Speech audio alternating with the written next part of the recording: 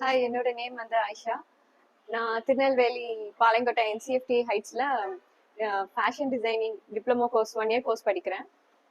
நான் ஆக்சுவலி இது வந்து இன்ஸ்டாகிராமில் பார்த்துட்டு தான் வந்தேன். நல்ல பெஸ்ட் இன்ஸ்டியூட் எங்கே இருக்கும்னு தேடிட்டு இருந்தேன். அப்படி நான் வந்தது தான் என்சிஎஃப்டி ஹைட்ஸ். நான் இங்கே வரப்போ எனக்கு வந்து பேசிக்கான மெஷின் பெடலிங் கூட தெரியாது.